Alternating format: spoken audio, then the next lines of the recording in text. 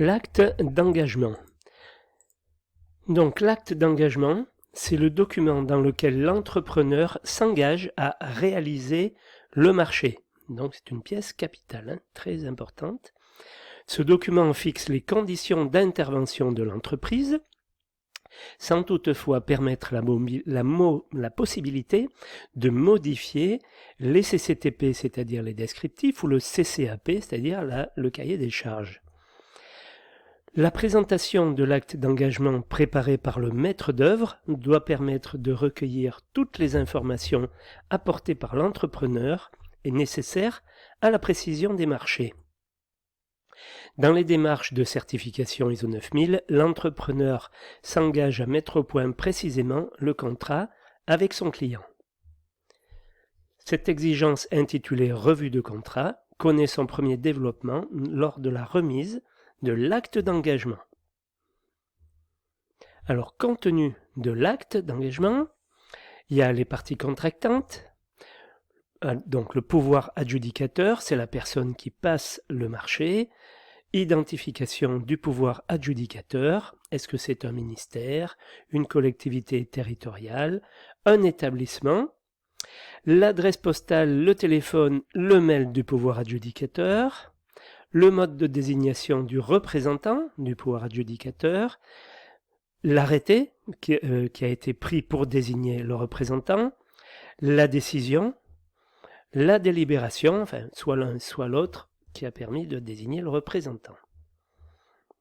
L'opérateur économique ou entreprise, donc nom ou raison sociale, représentant habilité à signer le marché, adresse, registre du commerce, SIRET, toutes les infos nécessaires, mandataire en cas de groupement, nature du groupement, est-ce que c'est un groupement d'entreprises conjoint, est-ce que c'est un groupement solidaire?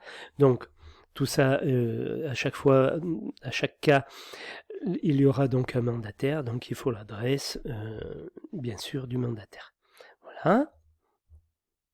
L'objet du marché, nature des travaux, caractéristiques principales des travaux, localisation de l'opération.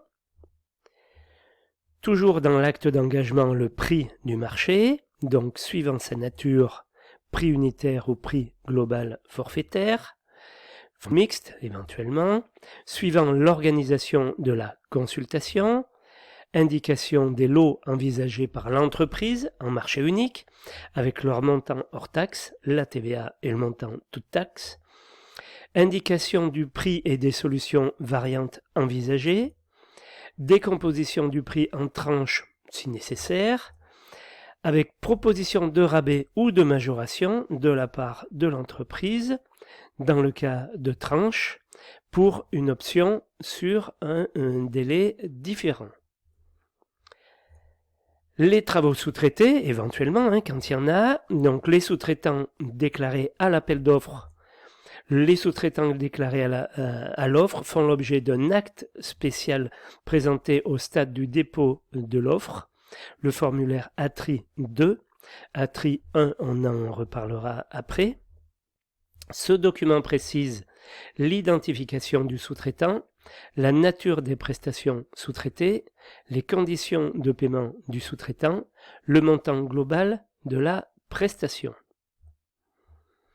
Intention de sous-traiter, donc soit l'entreprise connaît le sous-traitant au moment où elle propose son offre, et à ce moment-là, c'était la diapo précédente, soit elle sait qu'elle va sous-traiter, mais elle ne sait pas à qui, donc il y a l'intention de sous-traiter. Donc si l'entrepreneur a l'intention de sous-traiter, mais n'est pas même de déclarer les conditions de paiement d'un projet sous-traité, il indique dans le cadre nantissement ou cession de créance la nature, le montant des travaux sous-traités et le nom du ou des sous-traitants pressentis. Voilà, donc tout ça, ce sont des formulaires qui existent dans l'acte d'engagement, avec l'acte d'engagement. Les délais, donc, ils peuvent être imposé par le maître d'ouvrage à compter de la notification du marché, à compter d'un ordre de service général puis d'un ordre de service par lot si l'opération est en marché à loti. Laissé à l'initiative de l'entreprise, ce critère est alors retenu dans le règlement de la consultation.